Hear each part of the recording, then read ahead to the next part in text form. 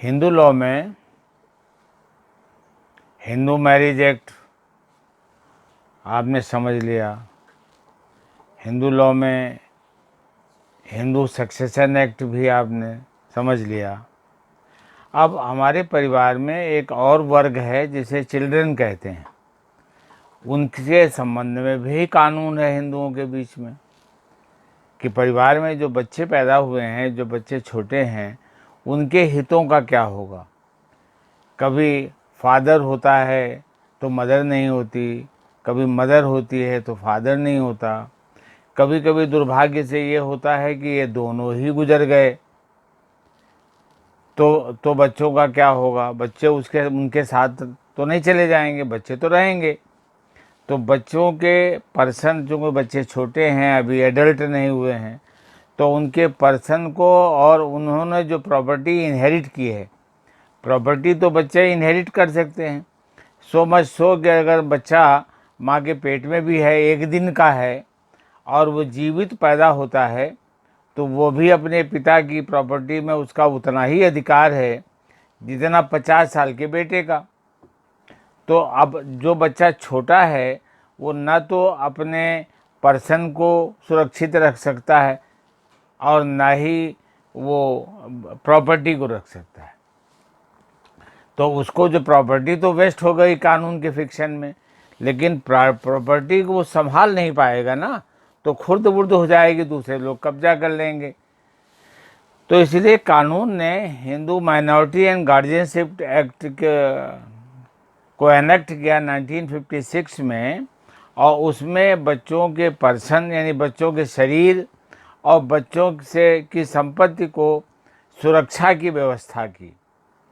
सबसे पहले, चूँकि हमारे फैमिली में हेड ऑफ द फैमिली पिता को माना गया, क्योंकि यहाँ पर पैट्रियार्कल सोसाइटी है। Head of the family naturally father होता है और मदर जो है वो सहज रूप में उसे स्वीकार करती आई है कि father he head of the family है। मदर का स्थान इंटरनल अफेयर्स में होता है घर के, और बाकी वो जो अपने हस्बैंड से पूछ के ही सब काम करती है, जो हस्बैंड कहता है वो करती है, और दोनों मिलकर के बच्चों की देखभाल करते हैं। और बच्चे जब बड़े हो जाते हैं तो बच्चे अपने आप संभाल लेते हैं।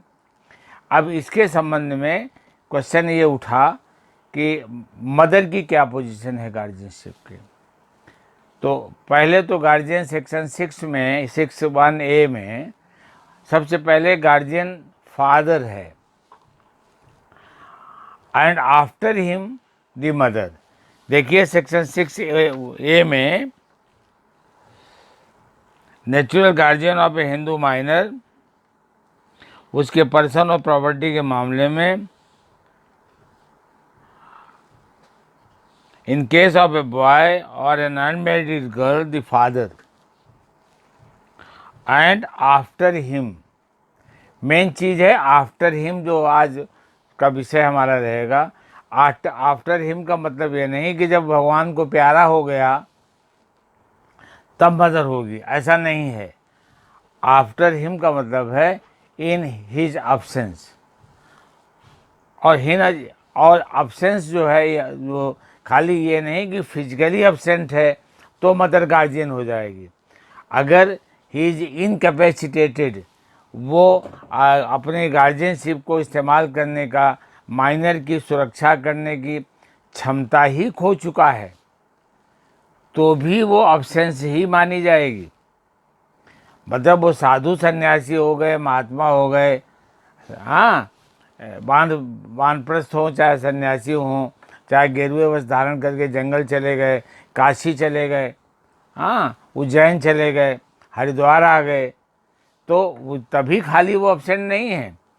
वो अगर उनका एक्सीडेंट हो गया और हाथ पैर उनके बेकार हो गए, बीमारी कोई हो गई, और मतलब बेसिक बात यह है कि ही हैज़ बिकम इनकैपेसिटेटेड, वो सामर्थ्य खो चुके जिससे गार्जियनशिप वो इस्तेमाल करते थे, जिससे वो बच्चे की, क्योंकि जो पैरामाउंट कंसिडरेशन है वो अधिकारों का नहीं है कि किसका राइट पहले है।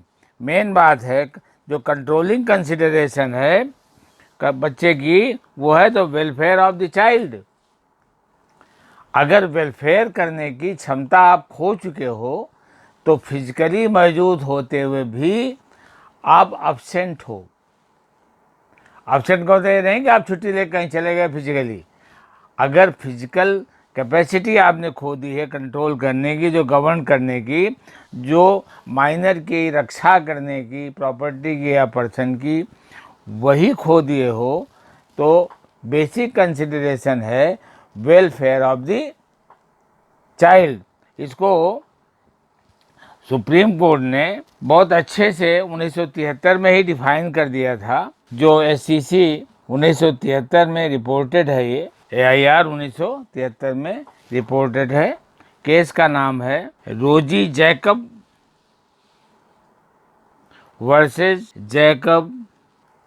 रोजी जैकब बेसिक याद रहे आपको, एआईआर 1973 में, पेज भी लिख लीजिए 2090। इसमें एक केस लॉ रिपोर्टेड है ऑनरेबल सुप्रीम कोर्ट का, जिसमें उन्होंने कहा कि जो कंट्रोलिंग कंसिडरेशन है governing the custody of the child is the welfare of the child and not the right of the parents. ये पेरेंट के राइट का सवाल नहीं है, बच्चे के वेलफेयर का सवाल है। फिर एक मैटर आया, क्योंकि सेक्शन 6 में लिखा है आफ्टर फादर दी मदर। ये जो आफ्टर शब्द है ये आर्टिकल 14 से हिट है कि अब जेंडर इक्वलिटी का कंसेप्ट है हमारे कॉन्स्टिट्यूशन में। जेंडर इक्वलिटी का अगर इक्वलिटी का कंसेप्ट फीमेल के फेवर में टिल्टेड है तो कॉन्स्टिट्यूशनली वैलिड है आर्टिकल 15(3) में, पर वो फादर की तरफ यानी मेल की तरफ टिल्टेड नहीं हो सकता, वरना आर्टिकल 14 से हिट हो जाएगा। और any law inconsistent with article 14 shall be void. इसको बचाने के लिए ऑनरेबल सुप्रीम कोर्ट ने Geeta Hariharan versus Reserve Bank of India 1999 Supreme Court में फैसला दिया कि जो मदर है वो इक्वली गुड गार्जियन है, पर चूंकि हमारे यहाँ पैट्रियार्कल फैमिली है और फिजिकल कैपेसिटी बायोलॉजिकल रीजन से फादर के अंदर ज़्यादा होती है, इसलिए फादर को प्रेफरेंस दिया गया है। क्योंकि आउटवर्डली जो दुनिया है उससे निपटने की क्षमता फीमेल में रिलेटिवली कम होती है, कुदरती तौर पर कम होती है। उसकी बॉडी में उतनी मसल्स नहीं होती, हाँ वो ज़्यादा सेंसिटिव होती है, ज़्यादा इमोशनल होती है, ज़्यादा वल्नरेबल होती है। अब कुदरत ने फीमेल को बनाया है अपने कारणों से, उसमें हमारा आपका कोई कंट्रीब्यूशन नहीं है। क्योंकि अगर फीमेल को ऐसा न बनाते तो हम और आप पैदा होते ही बचपन में मर गए होते, बिल्ली उठा ले गई होती। तो अब उसने जो फीमेल को बनाया है बहुत इमोशनल, कि ये संभव नहीं हो पाता बिल्ली के लिए कि माँ की आँखों को झांसा देकर बिल्ली बच्चे तक पहुँच जाए। माँ की 24 घंटे ध्यान अटेंशन अपने बच्चे पर रहता है और बरसों रहता है, 1-2 दिन नहीं रहता। ये कुदरत की व्यवस्था है, ये गुण जो है हर महिला को प्राप्त है। तो इसलिए कानून बनाते समय 1956 में, अभी पैट्रियार्कल सोसाइटी ही थी जब वो लॉ बना था, तो उन्होंने सबसे पहले फादर को दिया जिम्मेदारी और आप इन हिज अब्सेंस मदर को दे दिया। तो आफ्टर हिम का मतलब सुप्रीम कोर्ट ने ये गीता हरिहरन के केस में बहुत अच्छे से एक्सप्लेन करा कि जब किन्हीं कारणों से वो अब्सेंट हो, चाहे वो साधु सन्यासी बनकर घर से चला गया तो अब्सेंट हो गया, बाजार चला गया है तो अब्सेंट है, कहीं भी चला गया। यहाँ तक उन्होंने कहा कि अगर मान लो वो ब्लाइंड हो गया तो वो मदर जो है वो ब्लाइंड नहीं है, तो फादर बच्चे के पास भी मौजूद है तो भी गार्जियन मदर ही होगी। आप उसका मतलब ये नहीं कि फिजिकली गैर हाजिर हो, जैसे ही उसे कंट्रोलिंग कैपेसिटी उसकी जो है वो कम हो जाती है, वैसे ही कस्टडी जो है वो चेंज हो जाती है, फादर से मदर में चली जाएगी कंट्रोलिंग अथॉरिटी। गार्जियनशिप जो है, जो interest and welfare of the child is Paramount consideration, जिससे बच्चे का हित होगा वो देखा जाएगा। जैसे आप ही देखो, अब कोई फादर बीमार है, चल नहीं पा रहा बेचारा, गठिया हो गया है उसको, तो वो गार्जियनशिप उसके पास रखोगे तो किस काम का? क्योंकि जो उद्देश्य है वो पेरेंट्स के अधिकारों का नहीं है, उद्देश्य है वेलफेयर ऑफ द चाइल्ड। अब फादर अगर ब्लाइंड हो गया, हैंडीकैप हो गया, सिक हो गया, इन्फर्म हो गया, तो स्वाभाविक रूप से कानून जो है कहता है कि उसकी फिजिकल प्रेजेंस होने के बाद भी मदर ही गार्जियन है। और मदर के, अब फादर को प्रेफरेंशियल दिया गया है क्योंकि हमारे यहाँ पैट्रियार्कल सोसाइटी है। 1956 में जब ये लॉ बना था, उस समय ज़्यादातर महिलाएं जॉब नहीं करती थीं, नौकरी नहीं करती थी, घर की चार दीवारी में ही रहती थी और बच्चों की देखभाल करती थी। आज एजुकेशन बढ़ गई है, आज थोड़ी पोजीशन बदल गई है। अब हमारी लड़कियां भी कॉलेजेस में, यूनिवर्सिटी में आईएएस हैं, आईपीएस हैं, प्रोफेसर्स हैं, डॉक्टर्स हैं, तो अब उनका इम्प्रूवमेंट हो गया है। तो उनको यह बड़ा बुरा सा लगता है कि भाई क्यों, हम में क्या क्षमता कमी है जो हमारे हमारे बजाय हमारे हस्बैंड को ही गार्जियन माना जाएगा? नहीं नहीं, दोनों गार्जियन हैं, जो बच्चे का वेलफेयर ज़्यादा कर सके। अब रही बात प्रॉपर्टी का, तो प्रॉपर्टी तो माइनर की प्रॉपर्टी जो है वो कोर्ट की परमिशन लेकर ही आप बेच सकते हो, वो कोर्ट की परमिशन से ही आप बेच सकते हो। माइनर की प्रॉपर्टी आप बिना परमिशन के नहीं बेच सकते। और कोर्ट भी आपको परमिशन तब देती है जब उसको दिखाई पड़ता है कि इस प्रॉपर्टी को बेच करके इसका जो री इन्वेस्टमेंट किया जाएगा उससे बच्चे का, माइनर का ज़्यादा भला होगा। जैसे कोई बच्चा फर्ज करो सीपीएमटी में सेलेक्ट हो गया, अब उसे 5-6 साल मेडिकल एजुकेशन लेनी है, तो अगर मदर या फादर बच्चे के पास प्रॉपर्टी है, बच्चे के नाम है, उसके नानी नाना या दादी नाना उसको दे गए हैं, तो अगर दे गए हैं तो फिर बच्चा ही मालिक है उसका। और उसका जो मेडिकल की पढ़ाई है, इंटरमीडिएट में बहुत अच्छे नंबर आए, सीपीएमटी में रिटन एग्जामिनेशन में सेलेक्ट हो गया, हाँ, एंट्रेंस के लिए, तो वो आप डिस्ट्रिक्ट कोर्ट में अप्लीकेशन देंगे। डीजे साहब जो है वो कंसीडर करेंगे कि अगर इसके नाम जो प्लॉट है, जो इसकी वैल्यू इस समय 50 लाख है, अगर वो बेच दिया जाए और इसी 50 लाख का इन्वेस्टमेंट करके 5 साल में ये बच्चा जो माइनर है वो डॉक्टर बन जाता है, तो प्रॉपर्टी तो फिर जनरेट कर लेगा वो, और बच्चे की लाइफ बन जाएगी। तो यहाँ जो वेलफेयर ऑफ द चाइल्ड है वो बेचने के पक्ष में है। टेक फॉर एग्जाम्पल कि बच्चे के नाम जो प्लॉट है वो रोड के किनारे है, जो रोड के पीछे है आगे वाला प्लॉट बच्चे का है, और उस प्लॉट के पीछे जो ज़मीन है प्रॉपर्टी डीलर के पास है।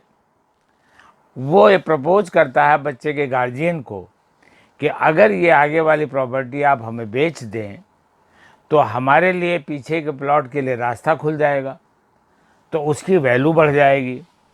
तो जो बढ़ी हुई वैल्यू है उसकी आधी वैल्यू हम आपको दे देते हैं, मतलब आपका प्लॉट महंगा खरीद लेते हैं, और आप इस पैसे को इन्वेस्ट करके दूसरी जगह लैंड खरीद लो, तो भी आपको डिस्ट्रिक्ट जज के यहाँ परमिशन की एप्लीकेशन लगानी पड़ेगी और ये प्रपोजल उनके सामने रखना पड़ेगा।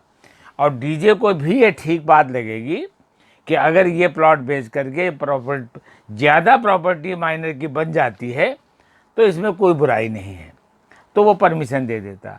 एक बात बहुत ध्यान देने की है कि कानून ने, चाहे माइनर हो, चाहे पागल हो, इंसेन हो, चाहे, तो इनका जो सुपर नेचुरल गार्जियन है वो डिस्ट्रिक्ट जज है हर जिले का। हर माइनर, हर पागल की ज़मीन जायदाद की देखभाल की जिम्मेदारी अल्टीमेटली डिस्ट्रिक्ट जज के पास है। आपको उस ज़मीन जायदाद को खुर्द बुर्द करने के लिए आपको परमिशन चाहिए डिस्ट्रिक्ट जज की। अब जहाँ तक पर्सन यानी व्यक्तिगत देखभाल की ज़रूरत है, जानकारी है, वो तो पेरेंट्स के पास है, नेचुरल गार्जियन है, या पेरेंट्स चाहें तो टेस्टामेंट्री गार्जियन अपॉइंट कर दें। विल करके फादर ने विल कर दी और विल करके उन्होंने अपने पिताजी को या अपने भाई को गार्जियन अपॉइंट कर दिया बाय विल, एक टेस्टामेंट्री गार्जियन कहते हैं। तो ये जो विल है ये मदर के राइट को सुपरसीड नहीं करेगी। फादर जो है अगर मदर को जीवित छोड़ करके प्री डिसीज हो जाते हैं, पहले मर जाते हैं, और उन्होंने बाय विल गार्जियन अपॉइंट कर दिया, तो वो विल तब तक लागू ही नहीं होगी जब तक माइनर की मदर जीवित है। जब तक माइनर की मदर जीवित है तो वो विल सस्पेंडेड रहती है। और अगर मदर कोई विल किए बगैर मर गई तो ये विल रिवाइव हो जाएगी। फादर ने जिसको गार्जियन अपॉइंट किया था बच्चे का, तो वो जब फादर की डेथ के बाद मदर अपने आप रहेगी, विल मदर को नहीं डिप्राइव कर पाएगी। और मदर ने अगर टेस्टामेंट्री गार्जियन अपॉइंट नहीं किया तो फादर ने जिसको अपॉइंट किया था वो रिवाइव हो जाएगा। लेकिन ये पर्सन के लिए है, और जो प्रॉपर्टी का है वो देखभाल करने के लिए गार्जियन आप अपॉइंट कर सकते हो, टेस्टामेंट्री करो चाहे नेचुरल गार्जियन हो, लेकिन परमिशन उनको डीजे से ही लेनी पड़ेगी। डिस्ट्रिक्ट जज हर जिले के अल्टीमेट गार्जियन होते हैं, इस बात का विशेष ध्यान रखा जाए। अब जैसे मान लो आजकल लिविंग रिलेशंस का चक्कर चल रहा है, आजकल काफ़ी फैशन में है, वो बम्बई में रिया चक्रवर्ती और क्या नाम सुधांशु, हाँ का नाम चल रहा है, काफ़ी फॉर्म में है। तो रिया चक्रवर्ती उसके साथ साल डेढ़ साल से रह रही थी, तो क्या वहाँ हनुमान चालीसा पढ़ रही थी? नहीं, उससे बच्चा भी पैदा हो सकता था। और अगर लिविंग रिलेशन से बच्चे पैदा हो गए तो वो चूँकि बिना मैरिज के हुए हैं, तो उनके बच्चे का जो स्वाभाविक गार्जियनशिप है वो मदर के पास होगी। जैसे और सेक्शन 6A में फादर होता है, मैरिज से जो बच्चे पैदा होते हैं उनका पहला जो गार्जियनशिप है वो फादर को दी गई है, और फादर अगर इनकैपेसिटेटेड हो जाए तो मदर को है, चाहे वो इनकैपेसिटी एब्सेंस के कारण हो चाहे बीमारी के कारण हो, तो मदर के पास आ जाती है। पर इलेजिटिमेट चाइल्ड में यही सब उल्टा है। और एक बात और ध्यान रखें कि ये जो गार्जियनशिप है ये चाइल्ड के पर्सन और प्रॉपर्टी के प्रोटेक्शन के लिए है। It can not be exercise against the child. Take for example कि कोई 16-17 साल का बच्चा है और वो माँ बाप से नाराज होकर के चल दिया, बोले नहीं रहूँगा मैं तुम्हारे साथ, तो और मैं जा रहा हूँ ननिहाल या अपने दोस्त के यहाँ रहने के लिए जा रहा हूँ, तो वो जा सकता है। आप केवल उसको टेक अवे इंटाइज नहीं कर सकते। पर माइनर अपनी मर्जी से कहीं जाना चाहता है तो पेरेंट्स की गार्जियनशिप सस्पेंड हो जाएगी, उसका कोई मतलब नहीं रहेगा, दूसरा नहीं ले सकता। ये गार्जियनशिप का जो कंसेप्ट है, it is for the protection of the child against the society. Society जो स्काउंड्रल्स एंड मिसक्रिएंट्स होते हैं उनसे बचाने के लिए है ये, ना कि ये माइनर के खिलाफ। जो जुवेनाइल जस्टिस एक्ट है वो भी चाइल्ड को प्रोटेक्शन करता है, आप चांटा तक नहीं मार सकते। जैसे पहले हमारे मास्टर जो होते थे वो छड़ी से मार मार के हाथ लाल कर देते थे, लेकिन आज आप ऐसा नहीं कर सकते। जो चिल्ड्रन एक्ट था 1985 का, तो उसमें भी अलाउड था, एक रीजनेबल पनिशमेंट की व्यवस्था थी जो टीचर लोग खूब इस्तेमाल किया करते थे। आज वो भी हटा दिया गया। आप कान तक नहीं मरोड़ सकते बच्चे का। क्यों? क्योंकि वेलफेयर ऑफ द चिल्ड्रन वो पैरामाउंट कंसिडरेशन है। आप उसको जोर से डांट नहीं सकते, आप उसको गाली नहीं दे सकते, आप चांटा मारना तो बहुत दूर की बात है। आपको वेलफेयर करना है तो करो, हाँ, पर क्योंकि ये वेलफेयर जो है वो बच्चे के हित में है, उसके अगेंस्ट नहीं है। बच्चा अगर अपना डिसर्निबल एज अटेन कर ली है, एज ऑफ डिस्क्रिशन, जैसे कोई लड़की है 16-17 साल की, कोई व्यक्ति उसे भगा कर नहीं ले जा सकता। जो ले जाएगा वो फंस जाएगा किडनैपिंग में या अबडक्शन, आगे किडनैपिंग में 18 साल के बाद होगी तो अबडक्शन हो जाएगा। ये जो प्रोटेक्शन है गार्जियनशिप का, ये बच्चे के हित के लिए है, बच्चे के अगेंस्ट नहीं है। लड़की 16-17 साल की घर से भागना चाहती है तो भाग जाए, उसको कानून नहीं रोकता, वो जा सकती है।